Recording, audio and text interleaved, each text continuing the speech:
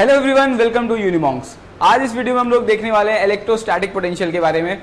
उसके बाद हम लोग देखेंगे ग्राफ्स कैसे होते हैं इलेक्ट्रोस्टैटिक पोटेंशियल और इलेक्ट्रिक फील्ड की, और आप लोग उसे कैसे डिफरेंशिएट करेंगे। अगर आपके सामने ग्राफ दे दिया जाता है तो कौन सा ग्राफ इलेक्ट्रिक फील्ड का है, कौन सा ग्राफ इलेक्ट्रोस्टैटिक पोटेंशियल का है या फिर इलेक्ट्रिक पोटेंशियल का है। नेक्स्ट हम लोग एक डेरिवेशन करेंगे electric potential due to a dipole. Dipole जो हम लोग पहले जान चुके हैं, पहले के लेक्चर्स में मैंने आपको बताया डायपोल क्या होता है और उसकी इलेक्ट्रिक फील्ड और भी बहुत सारी चीज़ें हम लोगों ने ऑलरेडी डिस्कस कर ली हैं।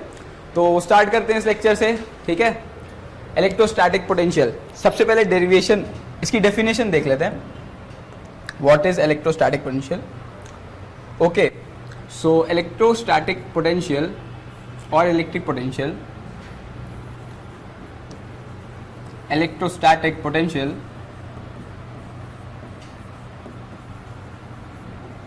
at a point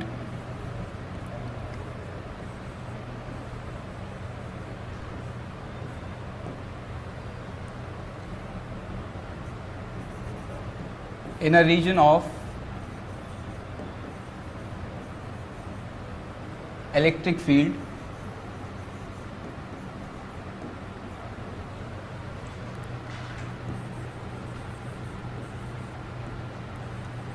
is the work done, क्या है वर्क डन है, to bring a unit positive charge, is a work done to bring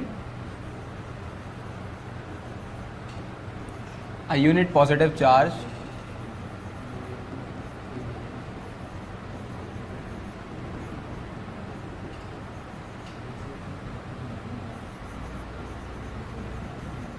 from infinity to that point. कहां से लाएंगे? इन्फिनिटी से लाएंगे। So from infinity to that point.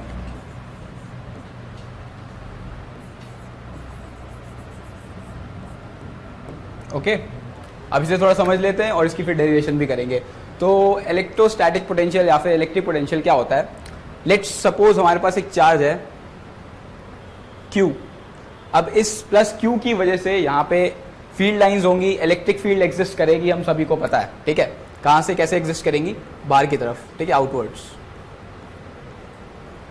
Inverts कहां से आती हैं? जब अगर चार्ज नेगेटिव है तो अंदर की तरफ आएंगी, अदरवाइज फील्ड लाइंस बाहर की तरफ जाएंगी। सो लेट्स अज्यूम इस डायरेक्शन में इलेक्ट्रिक फील्ड एग्जिस्ट कर रही है। ओके, ये मैंने आपको समझाने के लिए ड्रॉ किया था ताकि आपको याद आ जाए। सो इलेक्ट्रिक फील्ड इस डायरेक्शन में है एंड एक टेस्ट चार्ज हम लोग इन्फिनिटी से कहां पे लाएंगे? लेट्स अज्यूम यहां पे हमें निकालना है इलेक्ट्रिक पोटेंशियल, हमें निकालना है। तो टेस्ट चार्ज हम कहां से लाएंगे? लेट्स से ये बहुत दूर है, ये जो स्पेस है काफी दूर है एंड इस डिस्टेंस को हम लोग इन्फिनिटी कह रहे हैं। यहां पे एक टेस्ट चार्ज है, ठीक है, और टेस्ट चार्ज है, इसका जो मैग्नीट्यूड है वो है +1। ये विजिबल है आप सभी को? ओके, विजिबल है।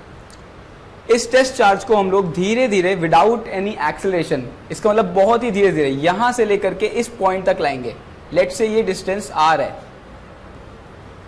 तो हम एज एन एजेंट हमने जो वर्क डन किया इस यूनिट चार्ज को यहां से लेकर के यहां तक लाने में, इसी वर्क डन को हम लोग क्या बोल रहे हैं? इलेक्ट्रोस्टैटिक पोटेंशियल, ठीक है। इसे अब डिराइव कर लेते हैं। आई होप आपको समझ में आ गया होगा, बहुत सिंपल सी डेफिनेशन थी। सो ओके, हम वर्क डन की बात कर रहे थे। So work done is equals to integration of f dot d r, ठीक है। एंड वन मोर थिंग, जैसा कि अभी मैंने आपको बताया कि हम इस टेस्ट चार्ज को, लेट्स से स्मॉल q है, इस टेस्ट चार्ज को यहां से यहां ला रहे हैं। इसका मतलब क्या है? हम एजेंट है, हम ला रहे हैं, ठीक है। तो इलेक्ट्रिक फील्ड की जो फोर्स है उस फोर्स को हम ओपोज कर रहे हैं। तो इसका क्या मतलब है? Force by agent is equals to negative of electrostatic force, ठीक है। बात समझ में आ रही है? सेम चीज यहां पे रख देंगे, ये फोर्स बाय एजेंट, ओके। तो इसको अगर हम रिप्लेस कर दें, so it will be equal to FE dot d r, and कहां से कहां ला रहे हैं? इन्फिनिटी से r डिस्टेंस तक लेकर आ रहे हैं। अब कूलम्स लॉ लगा देंगे दोनों चार्जेस पे, so it will be equal to इसको हम स्मॉल क्यू ले लें या कैपिटल क्यू, कुछ भी ले सकते हैं। लेट्स से ये एक स्मॉल क्यू है,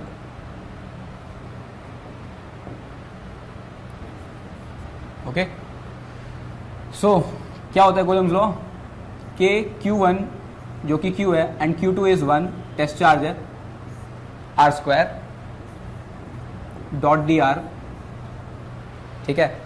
एंड इन दोनों फील्ड, इलेक्ट्रिक फील्ड, ठीक है, electric force, sorry, force due to electrostatic field क्या होगा, और उसका डायरेक्शन। फॉर एग्जांपल मैं आपसे ये बताना चाह रहा हूँ कि ये जो डायरेक्शन है dr जो हम लोग ले रहे हैं और इलेक्ट्रोस्टैटिक फील्ड, इन दोनों के बीच में जो डायरेक्शन होगा इट विल बी 0 डिग्री, ठीक है।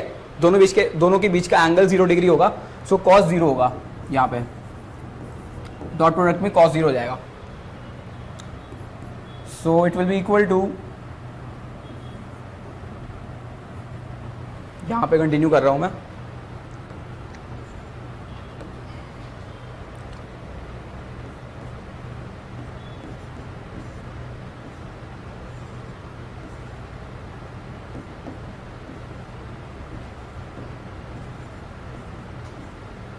इसे हमें इंटीग्रेट करना है बस। So it will be equal to minus of k Q by R, and एक और नेगेटिव साइन बाहर आ जाएगा तो ये प्लस हो जाएगा, from R to infinity, okay. And now इसे हम कैसे लिख सकते हैं, के Q 1/r minus 1/infinity, that will be equal to kq by r। ये हमारा रिजल्ट आ गया। Electric potential due to a point charge q at a distance r is kq by r, जहाँ पे k की वैल्यू क्या होती है, k is equals to 1/4 pi epsilon not और 9 × 10⁹ इसकी वैल्यू होती है, ठीक है। अब नेक्स्ट कंसेप्ट पे मूव करते हैं। जैसे कि मैंने आपको पहले बोला था, एक ग्राफ देखेंगे,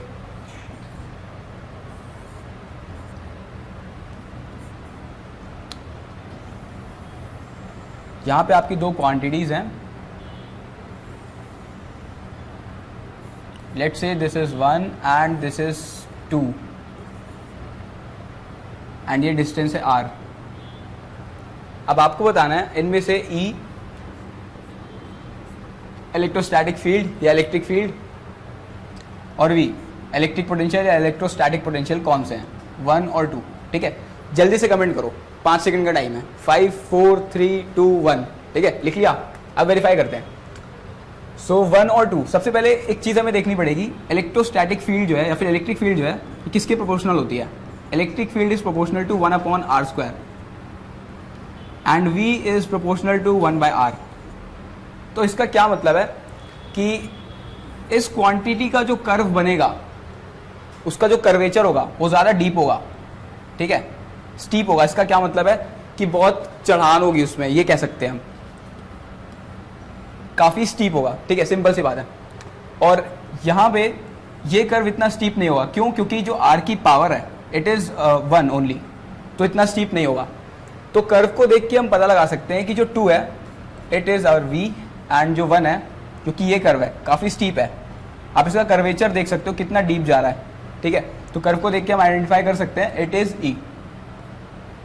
ऐसा क्यों है मैंने ऑलरेडी बता दिया, जस्ट बिकॉज यहाँ पे इनवर्सली प्रोपोर्शनल है r² के, तो एक काफ़ी डीप कर्व जाएगा, ठीक है। एंड ये सिर्फ R है, तो ये इतना डीप नहीं जाएगा, स्टीप नहीं होगा, ठीक है। अब अपने नेक्स्ट टॉपिक की तरफ बढ़ते हैं, जो कि फाइनल टॉपिक होने वाला है, इलेक्ट्रिक पोटेंशियल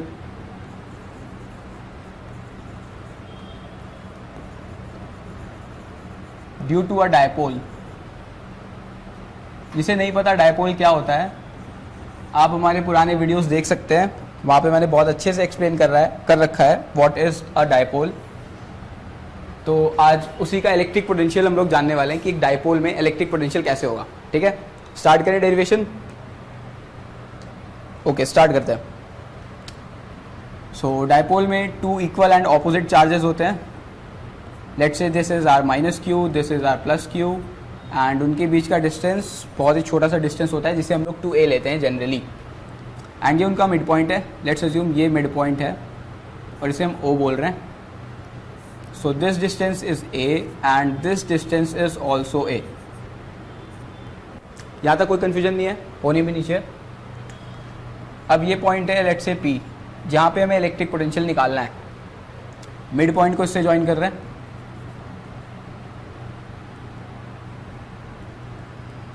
प्लस Q को ज्वाइन कर रहे हैं एंड माइनस Q को ज्वाइन कर रहे हैं. अब इस डेरिवेशन को स्टार्ट करने से पहले एक बार रिकॉल कर लेते हैं जो अभी अभी हम लोगों ने डेरिवेशन की है. ठीक है, क्या किया हम लोगों ने derivation? Electric potential due to a point charge at a distance r is equals to k q by r, k q by r, where k is equals to 9 into 10 to power 9. अब हमें क्या पता है कि एक point charge की वजह से ये पोटेंशियल होता है एट अ डिस्टेंस r. यहाँ पे हमारे पास 2 पॉइंट चार्जेस हैं. ओके, एंड ये कोई वेक्टर क्वांटिटी नहीं है. इलेक्ट्रिक पोटेंशियल एक स्केलर क्वांटिटी होती है. तो इसका क्या मतलब है? चार्जेस की वजह से जो भी इलेक्ट्रिक पोटेंशियल हमें मिलेगा at a point, different electric potentials हमें मिल सकते हैं. उनको अगर हम नॉर्मली ऐड कर दें, एडिशन या सब्ट्रैक्शन कर दें, ठीक है, तो जो भी रिजल्टेंट आएगा वहां पे उस पोजीशन पे हमें इलेक्ट्रिक पोटेंशियल मिल जाएगा. ठीक है, बहुत सिंपल सी बात है.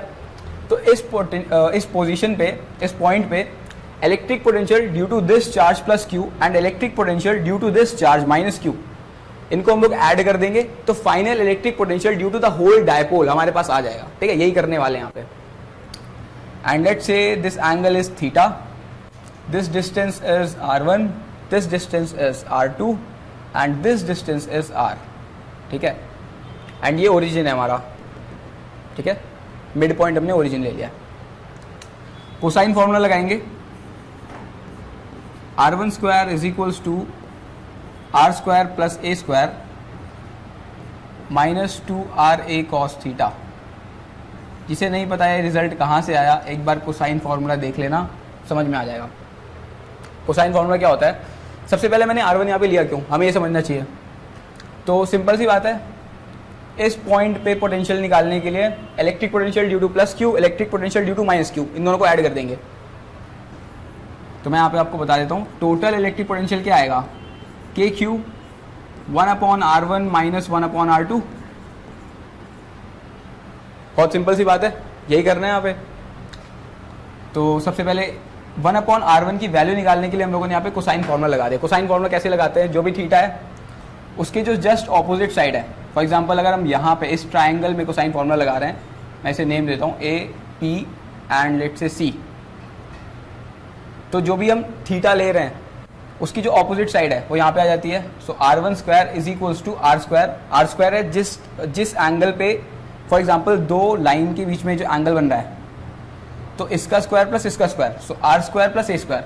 ये हमारा r स्क्वायर है और ये हमारा a स्क्वायर है, माइनस 2ra कॉस थीटा. ठीक है, ये एक सिंपल सा रिजल्ट है. कोसाइन फॉर्मूला आप लोग लिखोगे एक बार, समझ में आ जाएगा. तो जो दो लाइंस एंगल बना रही हैं उन दोनों का स्क्वायर करके ऐड कर देना है, माइनस 2ra कॉस थीटा. ये हमारा कोसाइन फॉर्मूला है. अब आगे प्रोसीड करते हैं. हमें निकालना है 1/r1. सबसे पहले यहाँ से r स्क्वायर कॉमन लेंगे. सो 1 plus a square r square. ध्यान से देखना है, बहुत इंपॉर्टेंट है, थोड़ा भी मिस किया तो कंफ्यूज हो जाओगे.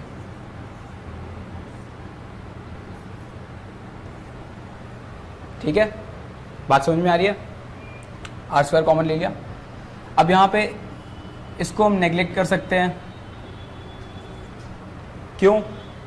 लेट सपोज एक वैल्यू है 0.00002 डिवाइड बाय 10,000 बस या 1000.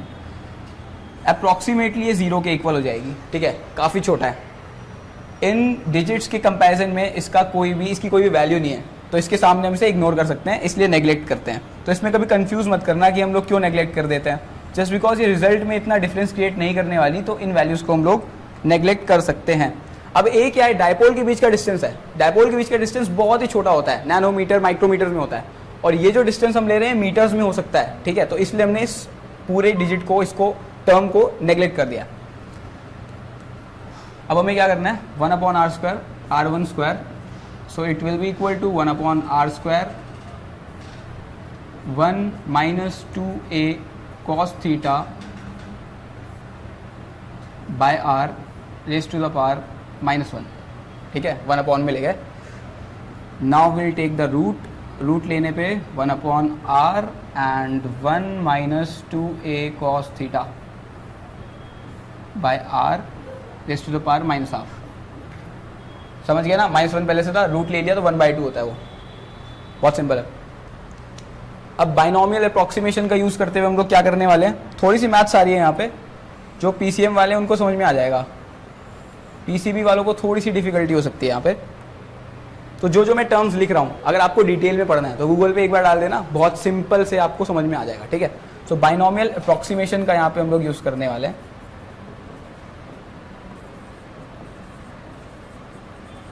ओके, तो उसका यूज़ कैसे करेंगे, जब भी इस तरह का एक्सपेंशन हमारे पास होता है तो आगे के कुछ टर्म्स उनकी वैल्यू काफ़ी बड़ी होती है, एंड जैसे जैसे हम एक्सपेंशन में आगे बढ़ते जा रहे हैं, सीरीज में आगे बढ़ते जाते हैं, तो नेक्स्ट जो टर्म्स हैं उनकी वैल्यू काफ़ी छोटी होती है, तो वो रिजल्ट में डिफरेंस क्रिएट नहीं करते इतना. तो सेम फिर से अप्रॉक्सीमेशन इसमें लगाएंगे तो क्या बन जाएगा रिजल्ट, 1 अपॉन R1, जो भी ऊपर पावर है वो सामने आ जाती है, मल्टीप्लाई हो जाती है सेकेंड टर्म से. सो 1 अपॉन R1 is equals to 1 upon R 1 minus 2a minus of 1/2 2a cos theta by r. ठीक है, कुछ नहीं किया, इस पावर को उठा के यहाँ लगा दिया, बस मल्टीप्लाई कर दिया. ये है हमारी binomial approximation. Now 1 upon r into 1 plus a cos theta by are.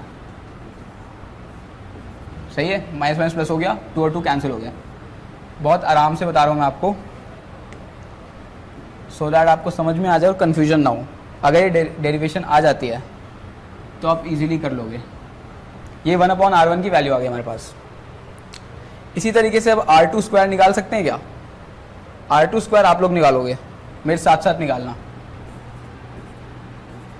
R2 square क्या होगा, R square plus A square minus 2RA cos theta. बिल्कुल गलत, cos थीटा नहीं होगा यहाँ पे.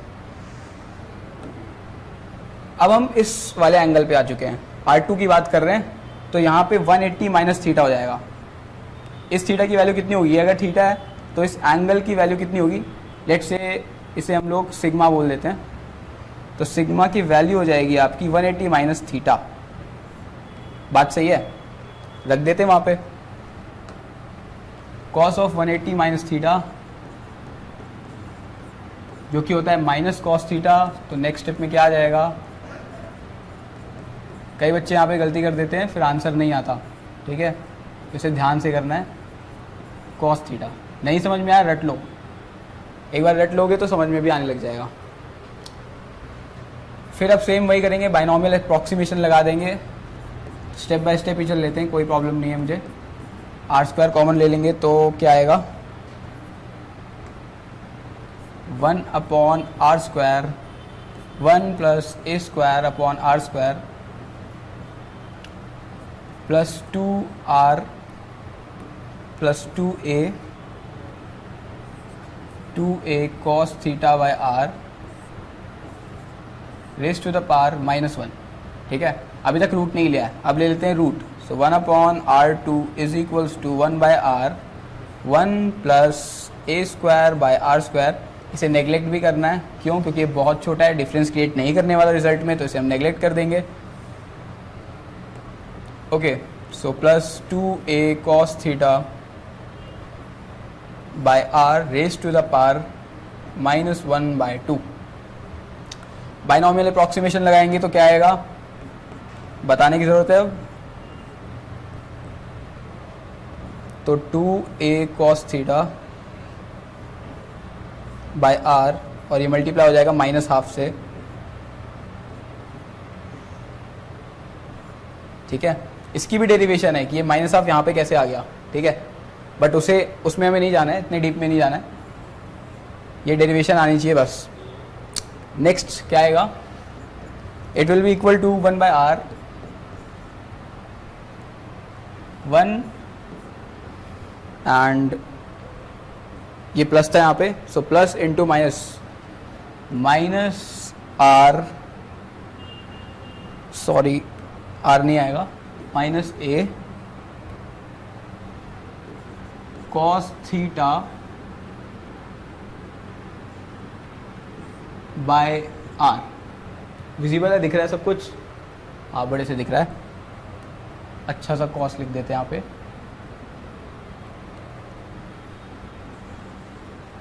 Cos theta by r. ठीक है, कुछ भी जल्दबाजी में नहीं करना है, आराम से वेरीफाई कर लेते हैं।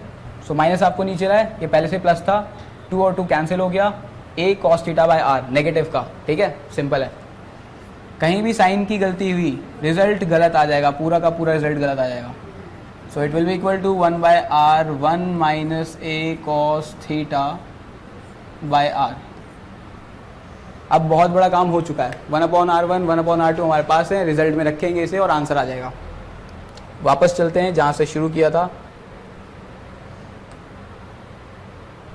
ओके, सो यहाँ पे मैंने इरेज कर दिया, बट हमें क्या निकालना है, जैसे कि मैंने पहले ही लिख रखा था, हमें निकालना है 1/R1 माइनस 1/R2 के क्यू। यही निकालना था टोटल पोटेंशियल के लिए।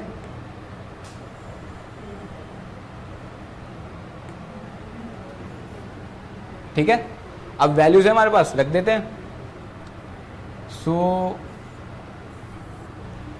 नेक्स्ट स्लाइड में देख लेते हैं इसे, कोई प्रॉब्लम नहीं है, स्लाइड्स की कोई कमी नहीं है। सो 1/v इज इक्वल्स टू के क्यू 1/R1 माइनस 1/R2। सो के क्यू 1/R1 की वैल्यू, 1/R1 की वैल्यू आई है हमारे पास 1 plus a cos theta by r, 1 plus a cos theta by r.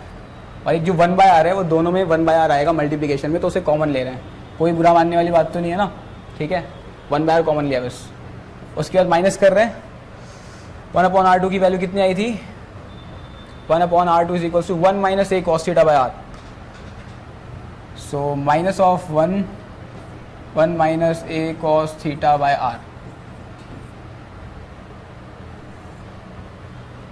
Simplify करेंगे, so k q by r 1 plus a cos theta by r minus 1 plus a cos theta by r, plus minus cancel हो जाएंगे and it will become 2kq a cos theta upon r square.